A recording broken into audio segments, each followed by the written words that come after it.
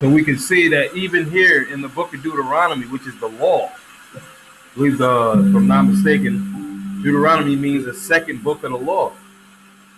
All right. Even in the book of the law, the Lord prophesied about his arrows. And what is his arrows? Thermonuclear missiles, hypersonic missiles. Deuteronomy 32:23 again. I will heap mischiefs upon them. I will spend my arrows upon them. They shall be burnt with hunger and devoured with burning heat and with bitter destruction. I will also send the teeth of beasts upon them with the poison of serpents of the dust. Which reminds me of this scripture right here. I'm not going to have it on screen, so bear with me. Jeremiah 15.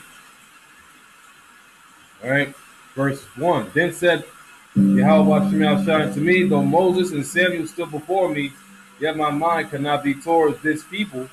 Cast them out of my sight and let them go forth. And it shall come to pass, if they say unto thee, whither shall we go forth? Then thou shalt tell them, thus saith the Lord, such as are for death to death, and such as are for sword, and such as are for the sword to the sword, and such as are for the famine to the famine, and such as are for the captivity to the captivity. And I will appoint over them 4 kinds, saith the Lord, the sword to slay, and the dogs to tear, and the fowls of the heaven, and the beasts of the earth to devour and destroy. We're going back to Deuteronomy 32:24. They shall be burnt with hunger, that famine, and devoured with burning heat, and with bitter destruction. All right. I will also send the teeth of beasts upon them, with the poisonous serpents of the dust. So the Lord is going to really jack you niggas up. Rightfully so. All right. Deuteronomy 32:25. The sword without and terror within shall destroy both the young man and the virgin, the sucking also with the man of gray hairs. Reminds me of Ezekiel 9:4. All right. Young and old. Okay. Maids and women. Okay. Go throughout the city, go throughout Jerusalem and slay. So judgment is coming. That's the main underlying point of this lesson. All right. Because why? Because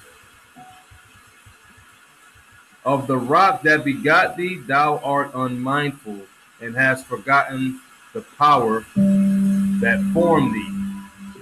Okay? I'm going to read on though. I said, I would scatter them into corners. I would make the remembrance of them to cease from among men. Were it not that I feared the wrath of the enemy, lest their adversaries should behave themselves strangely, and lest they should say, our hand is high, and the Lord Yahweh Bashim Shai have not done this. For they are a nation void of counsel, neither is there any understanding in them. Oh, that they were wise, that they understood this, that they would consider their latter end. Okay? Oh, that you were wise and understood this, that they would consider their latter end. Now, who's going to be the wise that's going to understand and consider? All right? The elect of Israel. All right? Get one more scripture. Squeeze one more in.